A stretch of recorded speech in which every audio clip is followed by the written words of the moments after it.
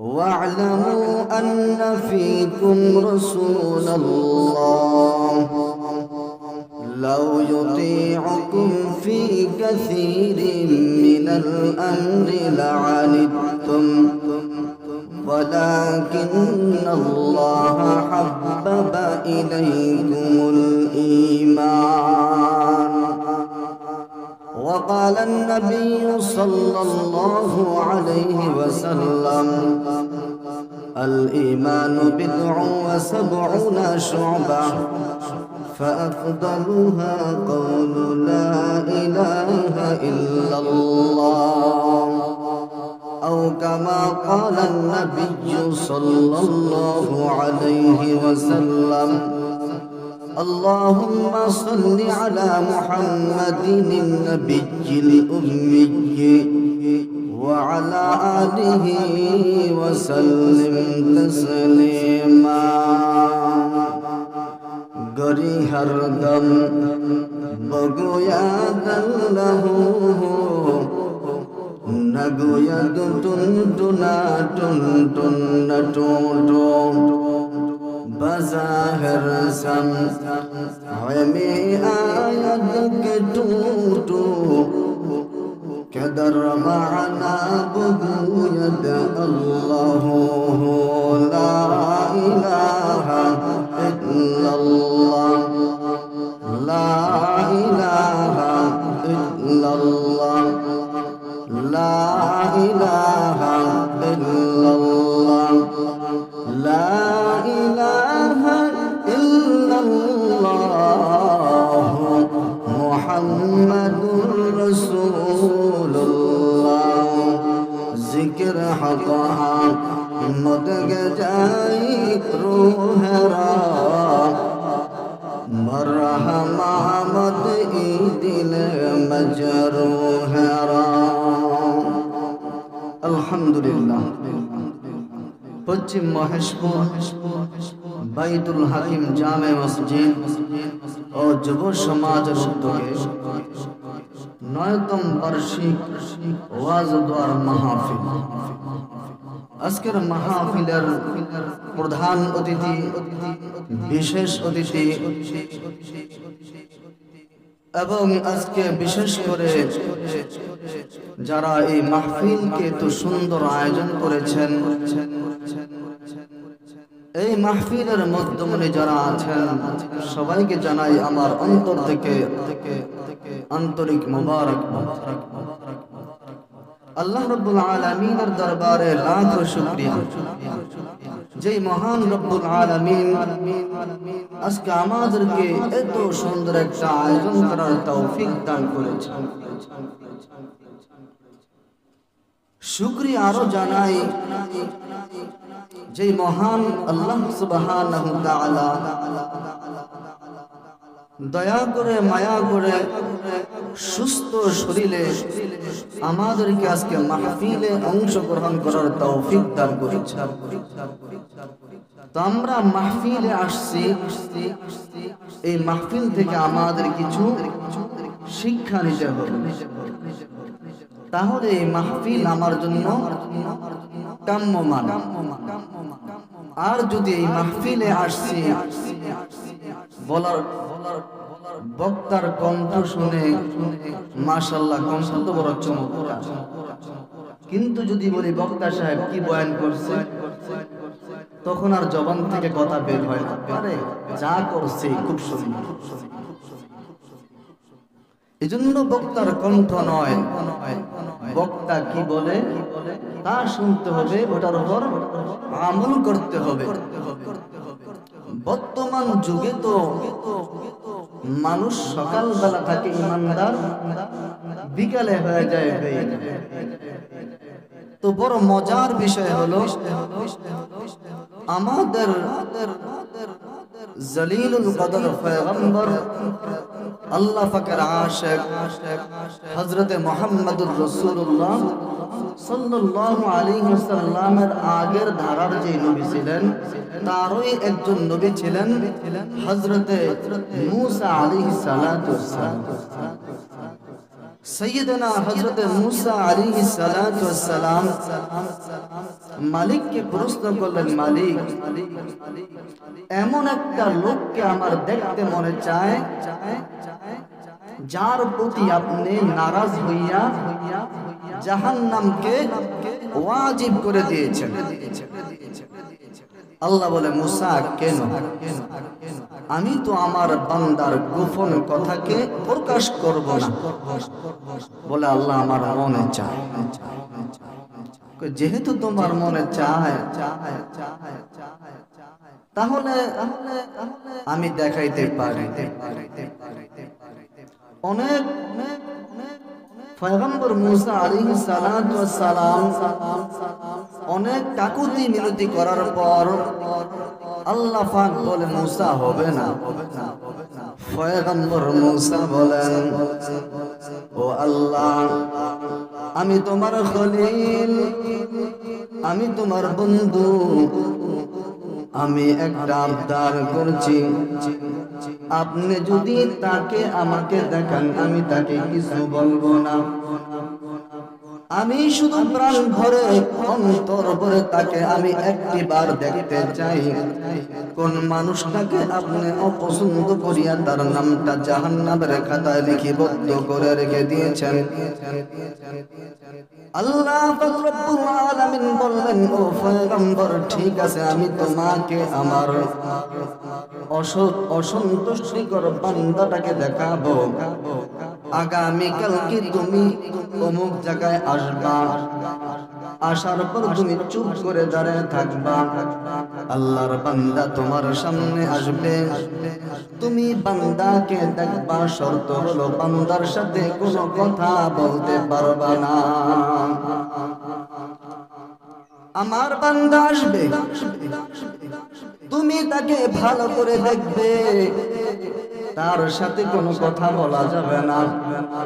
বলে, ঠিক আছে মালিক, আমি তাকে ভালো করে দেখবো, কিন্তু তার সাথে আমি কোনো কথা বলবো না। আল্লাহ রাব্বুল আলামিনের কাছ থেকে তার পরিচয় জেনে পয়গম্বর মুসা আলাইহিস সালাতু ওয়াস সালাম বিকাল বেলা ময়দানের মধ্যে হাজির, অপেক্ষা করতেছে বান্দা কোন সময় আসবে। অপেক্ষা করতে করতে দেখা গেল কিছুক্ষণ পর দূর থেকে এক আল্লাহর বান্দা আসতেছে। মনে বড় ক্ষোভ, আজকে আল্লাহর দুশমনকে দেখবো। যখন আস্তে আস্তে পা পা করে সামনের দিকে আসলেন, আসার পর পয়গম্বর মুসা আলাইহিস সালাতু ওয়াস সালামের সামনে হাজির হইলেন। হাজির হওয়ার পর পয়গম্বর মুসা আলাইহিস সালাতু ওয়াস সালাম তার দিকে তাকায়া রইলেন, আর মনে মনে বলতেছেন, হায় হায়, তুই তো আল্লাহর বড় দুশমন, তোর থেকে বড় দুশমন মালিকের জমিনের কেউ নাই। তুই তো মালিকের বড় দুশমন, তোর থেকে বড় দুশমন জমিনের মধ্যে কেউ নাই। পয়গম্বর মুসা আলাইহিস সালাতু ওয়াস সালাম তাকে একবারে মাথা থেকে পাও পর্যন্ত ভালো করে দেখলেন। দেখার পর এবার বলতেছেন, ভাই, তুমি এবার যাইতে পারো। আল্লাহর বান্দা ওই জায়গা থেকে তার স্থানে চলে গেলেন। চলে যাওয়ার পর পয়গম্বর মুসা আলাইহিস সালাতু ওয়াস সালাম তুর পাহাড়ে চলে গেলেন। পয়গম্বর মুসা আলাইহিস সালাতু ওয়াস সালাম তুর পাহাড়ে যাওয়ার পর মালিককে বললেন, ও মালিক, আপনার অপছন্দের বান্দাকে দেখলাম, আমার মনে আরেকটা আশা আছে। বলে, কি আশা? মালিক, আমার আপনার অপছন্দের বান্দাকে দেখলাম, আমার এখন মনে চায় আপনার পছন্দের বান্দাকে দেখতে। আল্লাহ বলে, ঠিক আছে পয়গম্বর, আগামীকাল সকালবেলা তুমি যে স্থানে আমার পাপী বান্দাকে দেখছো, ঠিক ওই স্থানে গিয়া দাঁড়াইবা। আমি আল্লাহ পাক রব্বুল আলামিন আমার পছন্দের বান্দার সাথে তোমাকে সাক্ষাৎ করা দিব। পয়গম্বর মুসা মনে মনে ভাবছে, আল্লাহর পাপী বান্দাকে দেখতে চেয়েছি, আল্লাহ দেখাইছে। আল্লাহর পছন্দের বান্দাকে দেখতে চাইছি, তো আল্লাহর সবচাইতে পছন্দের বান্দা তো আমি, আল্লাহ তো আমার না আমি করি। কিন্তু এখন দেখতেছি ঘটনা উল্টা। আল্লাহ কয় ঠিক গেছে, কালকে যে জায়গায় দাঁড়াইছো আজকে ওই জায়গায় দাঁড়াও, আমার পছন্দের বান্দার সাথে সাক্ষাৎ হয়ে যাবে। আজ পয়গম্বর মুসা আলাইহিস সালাতু ওয়াস সালাম বড় স্বপ্ন, আল্লাহর পছন্দের বান্দার সাথে সাক্ষাৎ করবে। মনটা বড় আনন্দ।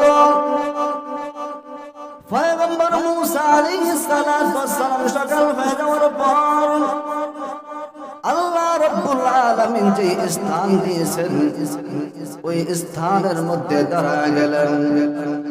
দাঁড়াইয়া দাঁড়াইয়া অপেক্ষা করতেছে, দাঁড়াইয়া দাঁড়াইয়া অপেক্ষা করতেছেন। অপেক্ষা করার পর দেখতেছে আল্লাহর বান্দা আসতেছে না, মনে বড় পেরেশান। আল্লাহ পাক তো বললো আল্লাহ পাকের পছন্দের বান্দার সাথে সাক্ষাৎ করাইবে, কই এখনো কেন আসে না? আল্লাহ পাকের পছন্দের বান্দার সাথে আমি সাক্ষাৎ করবার শুকরিয়া আদায় করব কোথায়?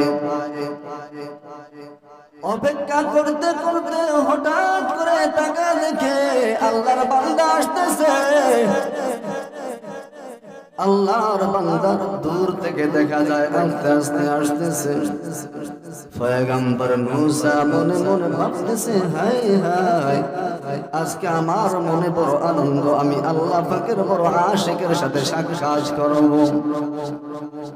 আস্তে আস্তে যখন পয়গম্বর মুসা আলাইহিস সালাতু ওয়াস সালামের কিছু কাছে আসলেন, আসার পর বলতেছে সর্বনাশ, এটা তো ওই বান্দাকে দেখা যায় যে বান্দাকে বিকাল বেলা দেখলাম সব চাইতে বড় অপরাধী, আল্লাহ পাকের সব চাইতে বড় অপরাধী ওই বান্দাকে এখন সকাল বেলাও দেখতেছি। কারণ কি? যে বান্দাকে পয়গম্বর মুসা আল্লাহ পাকের কাছে আল্লাহ পাকের অসন্তুষ্টিকর বান্দাকে দেখতে চেয়েছিল, জাহান্নামী বান্দাকে দেখতে চেয়েছে, আল্লাহ পাক দেখাইছে। আবার পছন্দের বান্দাকে দেখতে চেয়েছে, জান্নাতি বান্দাকে দেখতে চেয়েছে, আল্লাহ পাক দেখাইছে। ঠিক যে বান্দা অপছন্দের বিকাল বেলা ঠিক সকাল বেলা ওই বান্দাই পছন্দের বান্দা। ব্যাপারটা কেমন? পয়গম্বর মুসা আলাইহিস সালাতু ওয়াস সালাম মনে মনে বলতেছেন, মালিক ব্যাপার তো বুঝলাম না। বিকাল বেলা দেখলাম এই বান্দা আপনার বড় পাপী বান্দা, আর এখন সকাল বেলা দেখতেছি বান্দা আপনার পছন্দের বান্দা। কারণটা কি? উনি অন্তরকে বুঝাইতে পারতেছে না। কারণ কি? আল্লাহর বান্দার মাথা থেকে পা তালু পর্যন্ত ভালো করে দেখলেন। মুসলমান ভাইরা রে আমার, দেখার পর পয়গম্বর মুসা আলাইহিস সালাতু ওয়াস সালাম বললেন, ভাই যাও, আমার দেখা হয়ে গেছে। আল্লাহর বান্দা চলে গেলেন। যাওয়ার পর পয়গম্বর মুসা তরিত গতিতে তুর পাহাড়ে চলে গেলেন। যাওয়ার পর মালিককে প্রশ্ন করলেন, মালিক, অপছন্দের বান্দাকে দেখতে চেয়েছিলাম, বিকাল বেলা দেখাইলা, আবার পছন্দের বান্দাকে দেখতে চেয়েছিলাম, ঠিক গেছে কালকের অপছন্দের বান্দাটাকে আজকে সকালে আবার পছন্দের বান্দা করে দেখাইলা। কারণটা কি? আল্লাহ বলে, রে মুসা, তুমি তো জানো না আমি আল্লাহ যে কত দয়াময়, আমি আল্লাহর মতো দয়াময় কেউ নাই, আমি আল্লাহর মতো মায়া কেউ নাই। আমি আল্লাহর দয়া কেমন জানো? ও মুসা, তুমি জানো না যখন আমি তোমার কাছে এই বান্দাটাকে সবচাইতে পাপী বান্দা বলে আখ্যায়িত করলাম, আমার বান্দা পাহাড়ের উঁচু জায়গায় গিয়া আমি আল্লাহর কাছে চোখের পানি ছেড়ে ছেড়ে কান্না করছে, মালিক আমি বড় অপরাধী, আমি বড় গুনাহগার, আমার থেকে বড় গুনাহগার জমিনের মধ্যে কেউ নাই, মালিক মেহেরবানি করে আমাদেরকে মাফ করে দাও। বান্দা এমন কান্না করছে, আমি আল্লাহ পাক রব্বুল আলামিন বান্দাকে কান্না করার কারণে আমার সবচাইতে পছন্দের বান্দা করে দিয়েছি। এজন্য বিকাল বেলা ছিল আল্লাহর পছন্দের বান্দা, সকালবেলা তওবা করে পাক্কা ইমানদার হয়ে গেছে, আল্লাহর পছন্দের বান্দা হয়ে গেছে। আর আজ আমাদের সমাজে এমন মানুষ আছে যারা সকালে হয় ইমানদার, বিকালে হয় বেঈমান। আর এই বেঈমান অবস্থায় যদি মারা যায় জাহান্নাম আবশ্যক, জাহান্নাম আবশ্যক। তো আমি আপনাদের সম্মুখে পবিত্র কালামুল্লাহ শরীফ থেকে এক টুকরা আয়াত পাঠ করেছি। আল্লাহ রাব্বুল আলামিন আয়াতের মধ্যে বলেন, ওয়া'লামু আন্না ফীকুম রাসূলুল্লাহ, তোমরা জেনে রাখো, হে জাতি হে সমাজ তোমরা জেনে রাখো, আমি আল্লাহ পাক রব্বুল আলামিন তোমাদের মধ্যে রাসূলকে প্রেরণ করেছি। তোমরা জেনে রাখো তোমাদের মধ্যে আমার বন্ধু আছে, আমার নবী আছে। তোমরা কাজকর্ম করবা, ব্যবসা বাণিজ্য করবা, চলাফেরা করবা, আমার বন্ধুকে জিজ্ঞাসা করে করবা, আমার বন্ধুর তরিকা অনুযায়ী করবা। আমার বন্ধু যেভাবে করতে বলেছে ওইভাবেই করবা। বন্ধুর বলার বাইরে কোনো কাজ করবা না, বন্ধুর তরিকার বাইরে কোনো কাজ করবা না। যদি বন্ধুর তরিকার বাইরে কোনো কাজ করো বান্দা, তাহলে তোমরা জাহান্নামবাসী হইবা। আর বন্ধুর তরিকার মধ্যে যদি বান্দা কাজ করো তাহলে তোমরা আমি আল্লাহ পাক রব্বুল আলামিনের জান্নাতের মেহমান হয়ে যাইবা। जन्नत दो ज़ुगो से या रब क्या करो, आरज़ू है मैं तुझे साथ देखा करो। বান্দাকে যখন জান্নাতে দিয়া দিবে, বান্দা বলবে ও মালিক জান্নাত দিয়া কি করব, মালিক হুর দিয়া কি করব, অট্টালিকা দিয়া কি করব। তাহলে জান্নাতে আসছো কেন, নামাজ পড়ছো কেন, রোজা রাখছো কেন, আমি আল্লাহকে ডাকছো কেন? বান্দা বলবে মালিক নামাজ পড়ছি, রোজা রাখছি, আপনাকে ডাকছি, এগুলো তো জান্নাত পাওয়ার জন্য করি নাই। মালিক জান্নাতে পাওয়ার জন্য করো নাই তো কি পাওয়ার জন্য করছো? জান্নাত তো সে ইয়া রব क्या करो, आरज़ू है मैं तुझे साथ देखा करो। মালিক নামাজ পড়লাম, রোজা রাখলাম একমাত্র তোমাকে পাওয়ার উদ্দেশ্যে। আব্দুল কাদের জিলানী রাহিমাহুল্লাহ সবচাইতে বড় বুজুর্গ, বড় ওলি। উনি বলে মালিক, উনি তো অনেক বড়, ওনার শান ওনার মান অনেক অনেক অনেক। উনি বলে মালিক আপনি আমাকে জান্নাতে দেন আর জাহান্নামে দেন, ওটা বড় কথা। আপনি আমাকে জাহান্নামে দিয়েন সমস্যা নাই, কথা হলো একটা, জাহান্নামে দিয়েন কিন্তু জাহান্নামে গিয়া আমার সাথে একটু সাক্ষাৎ করে আসে। মানুষ যেমন কথা তেমন, আমার মতো পাগল যদি এই কথা বলে এটা কি মানাবে? এটা মানাবে না। আমি ছোট মানুষ, উনি তো অনেক বড়, ওনার শান ওনার মান অনেক বেশি। উনি বলে মালিক জাহান্নামে দিও কিন্তু জাহান্নামে গিয়া একটু আমার জন্য আমার সাথে সাক্ষাৎ করে আসছো। তো মালিক যে জাহান্নামের মধ্যে যাবে, ওটা কি জাহান্নামে থাকবে? ওটা তো জান্নাতের বাগান হয়ে যাবে, জান্নাতের বাগান হয়ে যাবে। হাদিসের মধ্যে আসছে, যখন আল্লাহর খাস বান্দারা জাহান্নামের মধ্যে পড়ে যাবে, এটা আল্লাহ পাক ইচ্ছা করে বানাবেন, ইচ্ছা করে। এটা ওসিলা, একটা ওসিলা। আল্লাহ পাক তো বান্দাকে ওসিলার মাধ্যমে মাফ করবেন। তো নেককার বান্দারা জাহান্নামের মধ্যে পড়ে যাবেন। জাহান্নামের মধ্যে পড়ে যাওয়ার পর রব্বে কারীম ফেরেশতাদেরকে বলবে, হে ফেরেশতারা, কি হইছে? জাহান্নামের আগুন বন্ধ কেন? ফেরেশতারা বলবে, মালিক, আপনার খাস বান্দা জাহান্নামের মধ্যে পড়ে গেছে, উঠায়া দাও। যদি আমার খাস বান্দা জাহান্নামের মধ্যে পড়ে যায়, উঠায়া দাও। কারণ তার কারণে হাজার হাজার লক্ষ লক্ষ কোটি কোটি মানুষ জাহান্নামের আগুন থেকে বেঁচে যাইতেছে।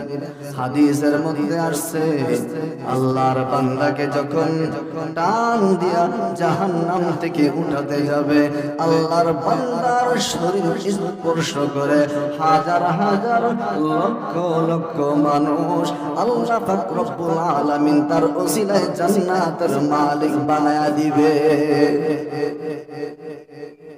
এই জন্য ওসিলা লাগবে। কি লাগবে? ওসিলা লাগবে। ওসিলা ছাড়া কেউ পার হইতে পারবে না। এই জন্য রব্বে কারীম বলেন, ওয়া'লামু আন্না ফীকুম রাসূলুল্লাহ, তোমরা জেনে রাখো তোমাদের মধ্যে রাসূল রয়েছেন। লাউ ইউতিউকুম ফী কাসীরিন মিনাল আমরি, তিনি যদি অনেক বিষয়ে তোমাদের মতের পক্ষে রায় দেয়। লাউ ইউতিউকুম ফী কাসীরিন মিনাল আমরি, যদি তিনি তোমাদের মতের পক্ষে রায় দেয়, তাহলে লাআনিতুম, তবে তোমরাই কষ্ট পাবে, তোমরাই কষ্ট পাবে। আমি একটা উদাহরণ দিই। ছোটবেলা আমাদের মা, আমাদের বাবারা,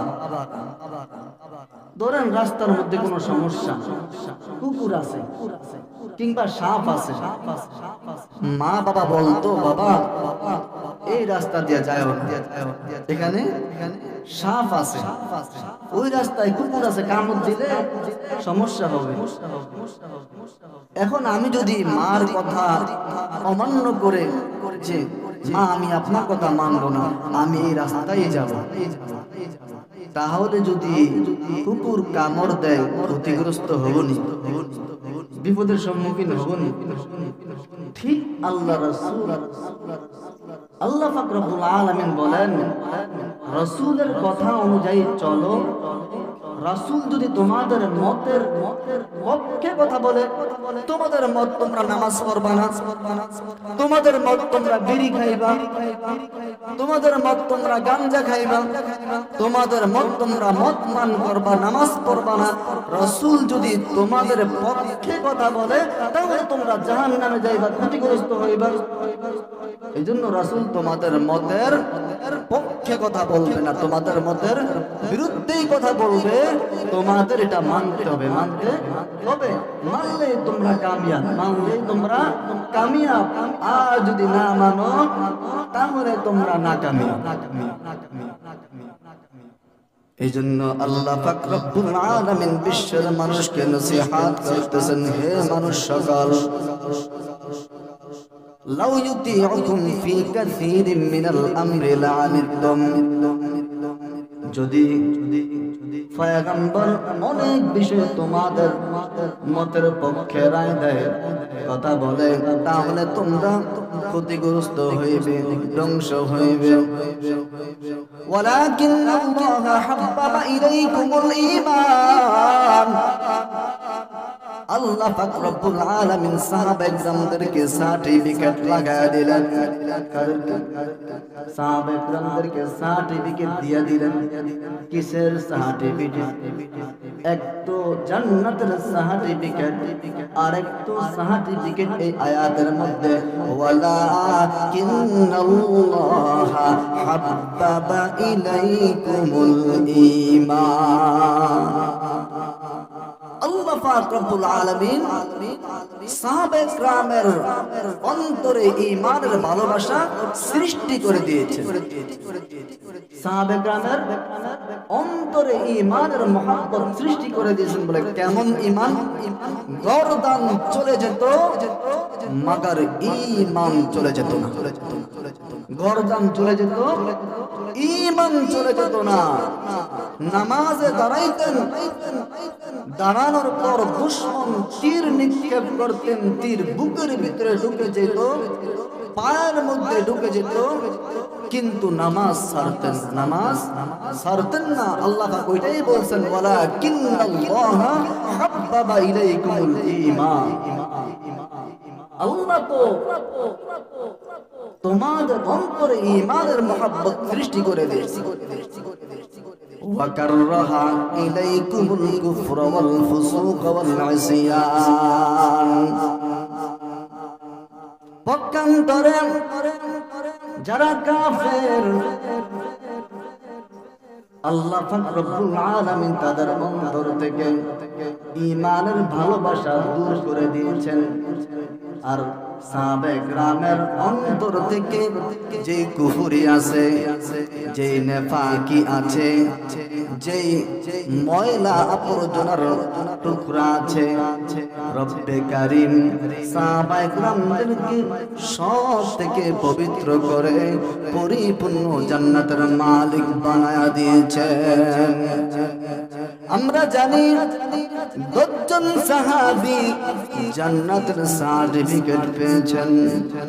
জান্নাতের সার্টিফিকেট পাওয়ার পর আল্লাহর বান্দা মুসলমান উম্মতের দল, আল্লাহ পাক যদি আজকে আমাকে জান্নাতের সার্টিফিকেট দেয়, এটা কথা যদি বলে এই তোমাকে জান্নাতের সার্টিফিকেট দিয়ে দিলাম, আমি বলবো কি আর জান্নাতের সার্টিফিকেট তো পেয়েই গেলাম, নামাজের দরকার কি, রোজার দরকার কি, আমি জান্নাতে তো যাবই।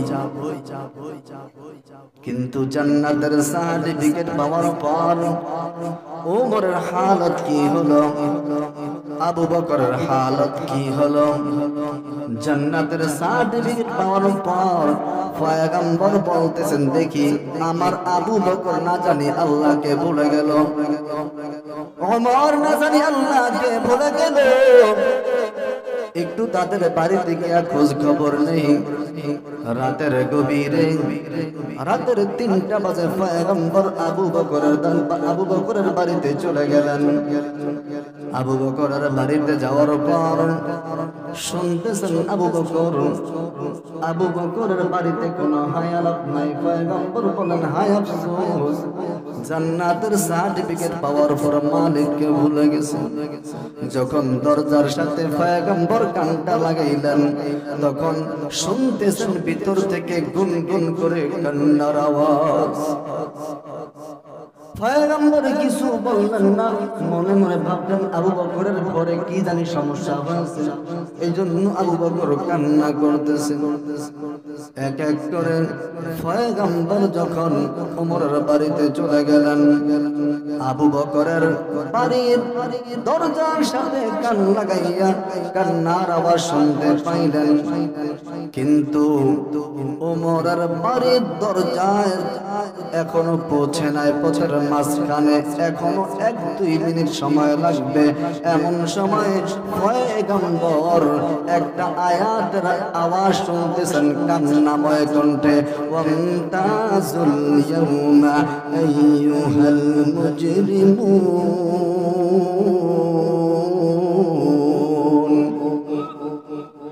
কান্নার আওয়াজ ওমর রাদিয়াল্লাহু তাআলা আনহু কান্না করতেছেন, আয়াতটা পড়তেছেন, কান্না করতেছেন। ওই জাহান্নামের ওই পরকালের মধ্যে আমার কি অবস্থা হবে? ওমর রাদিয়াল্লাহু তাআলা আয়াত পড়তেছেন আর কান্না করতেছেন। পয়গম্বর কিছু না বলিয়া মসজিদে নববীতে চলে গেলেন। বেলাল আযান দিচ্ছেন, আসসালাতু খায়রুম মিনান নাওম। পয়গম্বর মসজিদে নববীতে চলে গেলেন। মসজিদে নববীতে চলে যাওয়ার পর ফজরের নামাজের ইমামতি করলেন। ইমামতি করার পর সাহাবে کرامদেরকে বললেন, সাহাবীরা তোমরা সবাই বসো, কথা আছে। সমস্ত সাহাবে کرام বসলেন। বসার পর বলতেছেন, হে আবু বকর দাঁড়াও। আবু বকরকে দাঁড় করায় দিলেন। আবু বকর ডরে গেলেন, ভয় পেয়ে গেলেন। এত হাজার হাজার সাহাবীর মধ্যে আল্লাহ রাসূল আমাকে কেন দাঁড় করাইলেন? আমি কি অপরাধ করলাম? হাজার হাজার মানুষের মধ্যে যদি একজনকে দাঁড় করানো হয়, কথার কথা এখানে একজন বড় এমপি সাহেব আসছে, এখানে বিচার হবে। কি হবে? বিচার হবে। একজনকে দাঁড় করালে দেয়, তুমি দাঁড়াও। হায়, কি হইল? আমাকে এত মানুষের মধ্যে আমাকে দাঁড় করাইলো কেন? এটা পেরেশানি কাজ করবে না? হাজার হাজার সাহাবীদের মধ্যে আবু বকরকে যখন দাঁড় করাইলেন, আবু বকর মনের মধ্যে পেরেশান, রাসূল আমাকে কি জন্য দাঁড় করাইলেন? পয়গম্বর বললেন, ওমর তুমিও দাঁড়াও। আবু বকর তোমার কি হয়েছে? ঘরে কি সমস্যা? ঘরে কি খাবার নাই? ঘরে কি চাউল নাই, ডাউল নাই? বলে, রাসূল কেন এই প্রশ্ন? বলে, রাতের 3টা বাজে তোমার ঘরে কান্নার আওয়াজ শুনছি। আমি তো ভাবছি জান্নাতের সার্টিফিকেট পাওয়ার পর তোমরা মালিককে বলে যাইবা, কিন্তু কান্না করলে কেন? আবু বকর ডাক দিয়ে বলে, পয়গম্বর জান্নাতের সার্টিফিকেট পাওয়ার পর যখন আমি বিছানা করলাম, এমন সময় আমার মনের মধ্যে পেরেশান হয়, জান্নাতের সার্টিফিকেট পাইলাম। হায়, এখন যদি ঘুমাই বিছানা করিয়া, আরামের বিছানায় ঘুমাইব, মালিক যদি রাগ করিয়া জান্নাতের সার্টিফিকেটকে ডিলিট করে দেয়, ক্যান্সেল করে দেয়, তখন আমার আর কি অবস্থা হবে? এই ভয় মনের মধ্যে ঢুকে গেল। যায় নামাজ বিছাইয়া নামাজের মধ্যে মালিকের সামনে কান্নাকাটি শুরু করে দিলাম। তাদেরও জীবন আর আমাদেরও জীবন। আল্লাহ রাসূল ওমরকে জিজ্ঞাসা করলো, ওমর তুমি কেন জোরে জোরে কান্না করলা? ওয়ামতাজুল ইয়াউমা আইয়ুহাল মুজরিমুন, এই আয়াত পড়ে তুমি জোরে জোরে কেন কান্না করলা?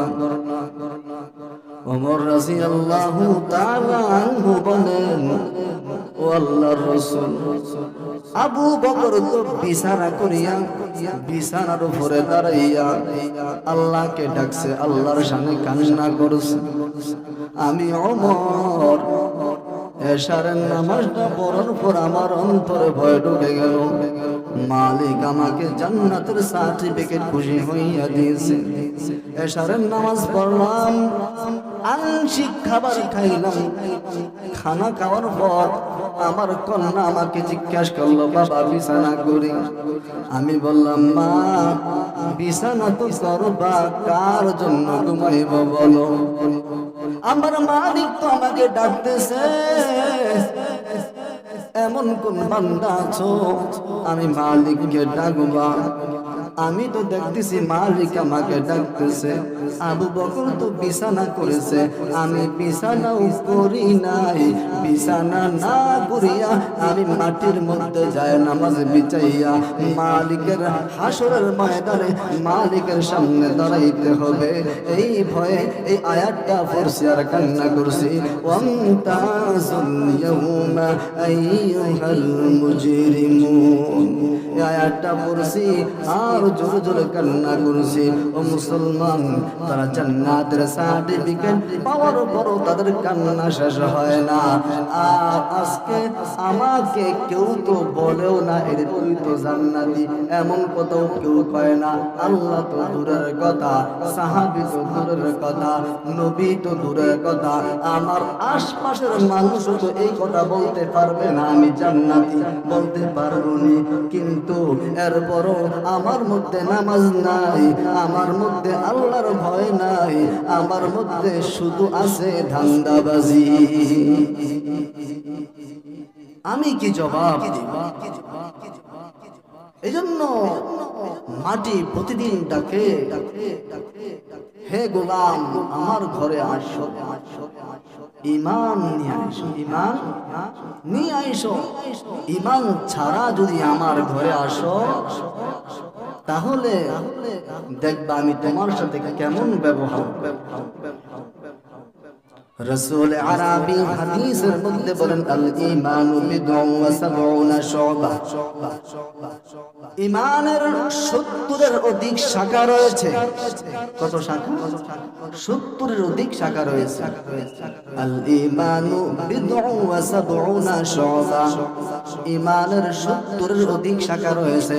ফাফদালুহা কাওলু লা ইলাহা ইল্লাল্লাহ। রাসূল আরবি সাল্লাল্লাহু আলাইহি ওয়াসাল্লাম জানাতেন, এই 70টা শাখার মধ্যে আফজল শাখা, উত্তম শাখা, শ্রেষ্ঠ শাখা হলো লা ইলাহা ইল্লাল্লাহ, লা ইলাহা ইল্লাল্লাহ। উত্তম শাখা হলো লা ইলাহা ইল্লাল্লাহ। আল্লাহ রাসূল হাদিসের মধ্যে বলেন, মুআজ ইবনে জাবাল রাদিয়াল্লাহু তাআলা আনহু থেকে হাদিস বর্ণিত, উনি বলেন, মান কানা আখিরু কালামিহি লা ইলাহা ইল্লাল্লাহ দাখালাল জান্নাহ। যে বান্দা সর্বশেষ মৌতের সময় লা ইলাহা ইল্লাল্লাহ বলে দুনিয়ার জমিন থেকে বিদায় নেবে, তার কপালটা কত ভালো, সে মরতে দেরি হবে, মালিকের জান্নাতের মেহমান হইতে দেরি হবে না। কত মানুষ তো মারা যাওয়ার সময় আল্লাহ আল্লাহ বলে, তাদেরও জীবন আমাদেরও জীবন। কত মানুষ তো মারা যাওয়ার সময় বলে কোরআন আনো, কোরআনকে বুকের সাথে বাজায়। আর কিছু মানুষ মারা যাওয়ার সময় মুখ দিয়া বাজে কথা বের, মুখ দিয়া ভালো কথা বের হয় না। এই জন্য মুখ দিয়া ভালো কথা বের হতে গেলে ভালো কাজের সাথে সম্পর্ক রাখতে হবে, ভালো কাজের সাথে সম্পর্ক রাখতে হবে। ভালো কাজের সাথে সম্পর্ক রাখলে ভালো কথাই বের হবে। আমরা যখন মাদ্রাসায় পড়াশোনা করতাম দেখতাম রাতের বেলা কিছু কিছু ছাত্র সূরা ইয়াসিন সূরা পাঠ করে ঘুমাইতেছে, হঠাৎ করে পাশের ছাত্র পড়তেছে আর রহমান আল্লামাল কোরআন খালাকাল ইনসান আল্লামাহুল বায়ান, তখন তাকে ডাকতে, কিরে তুই কোরআন শিখ পড়ছ? আমি স্বপ্নে দেখতেছি আমি কোরআন শিখ পড়তেছি। তার সাথে সম্পর্ক কোরআনের সাথে। আর কিছু ছাত্র দেখতাম ঘুমের মধ্যে মানে বিভিন্ন কথা, কেউ কয় 6 মাস, কেউ কয় বাড়ির যেমন, অনেকের অনেক কথা ঘুমের মধ্যেই। কিছু ছাত্রের সম্পর্ক থাকে কোরআনের সাথে, আর কিছু ছাত্র মাদ্রাসায় ভর্তি হয় ঠিকই, কিন্তু সম্পর্ক খেলার সাথে। এই জন্য মূল কথা হলো যে যার সাথে সম্পর্ক রাখে সেই ঘুমের মধ্যে সেটাই দেখে। দেখবেন আপনি যেটা মনে ভাবনা নিয়ে শুইবেন রাত্রে ঘুমের মধ্যে আপনি ওইটাই দেখবেন। এই জন্য ভালোর সাথে সম্পর্ক রাখলে এই ভালো আপনাকে জান্নাতে পৌঁছে দেবে, খারাপের সাথে সম্পর্ক রাখলে খারাপ আপনাকে জাহান্নামে পৌঁছে দেবে। যেটা বলতে চাচ্ছিলাম, ঈমানের সবচেয়ে উত্তম শাখা হলো লা ইলাহা ইল্লাল্লাহ ওয়া আদনাহা ইমাতাতুল আযা আনিত তরিক। আর সবচেয়ে নিম্নমানের শাখা হলো রাস্তা থেকে কষ্টদায়ক বস্তু ফেলে দেওয়া। রাস্তা দিয়ে হাঁটতেছি, দেখলাম যে একটা ইট চুপকা হয়ে খাড়া হয়ে দাঁড়ায় আছে। আমার মুসলমান ভাই আসবে, উষ্টা খেয়ে পা ব্যথা পাবে, এই জন্য এটাকে ফেলে দেওয়া। আর কিছু কিছু মানুষ দেখা যায় রাস্তা বন্ধ করে, রাস্তা বন্ধ করে শত্রুতা, মনের আক্রোশ, সে আমার দুশমন, সে রাস্তা দিয়ে আসতে পারবে না, নির্দিষ্ট জায়গা কি করে দেয়, বন্ধ করে দেয়। কোনো কাম নাই বন্ধ করা, এমনি বন্ধ করে দেয় শত্রুতামি করে। রাস্তা বন্ধ করা এটা ইহুদিদের কাজ। কাদের কাজ?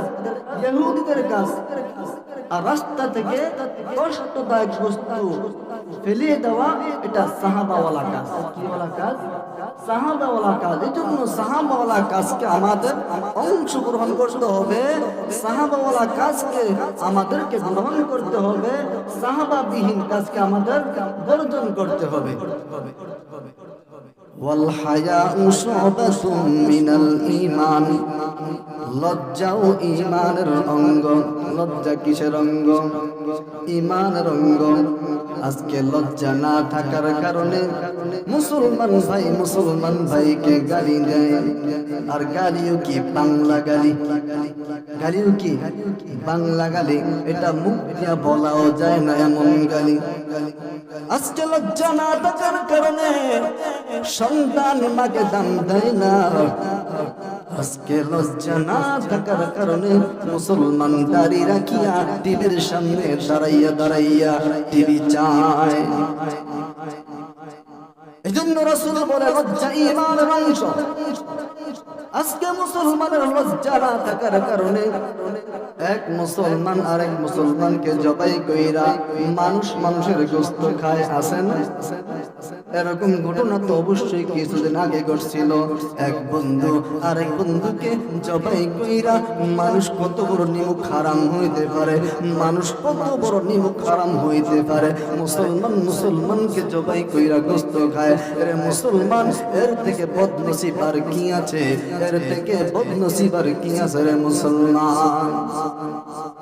আজকে মুসলমানের লজ্জা না থাকার কারণে মুসলমান মা বাবার কথা মানে না, মা বাবাকে ঘরে জায়গা দেয় না, মা বাবাকে বৃদ্ধাশ্রমে রেখে আসে। হায় হায় মুসলমান, যেই মা তো কষ্ট করে তোমাকে লালন পালন করলো, যেই মা নিজে না খাইয়া তোমাকে খাওয়াইলো, তুমি বিছানায় প্রচ্ছাপ করে দিয়েছো। রাতের বেলা তোমার মা তোমাকে শুকনা খাতায় শুইয়া সারা রাত্র মায়ের জায়গা তোমাকে আরামে ঘুম পাড়াইছে। বড় হইলা, টাকা কামাই করতেছো।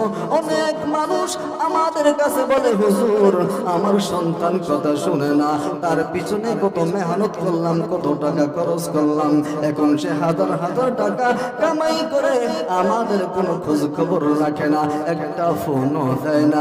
রে সন্তান, আমি বলে দেই, তোমার কপালটা যদি ভালো থাকে, বাবা মার গুরুত্ব নাও, যদি বাবা মার গুরুত্ব না নাও, তোমার ঈমান নসিব হবে না, ঈমান নসিব হবে না। মা বাবা যদি তোমার প্রতি নারাজ থাকে, অসন্তুষ্ট থাকে, মুসলমান কপালে দেখিয়া রাখো, তোমার ঈমান থাকবে না, তুমি বেঈমান অবস্থায় দুনিয়ার জমিন থেকে বিদায় নেবে।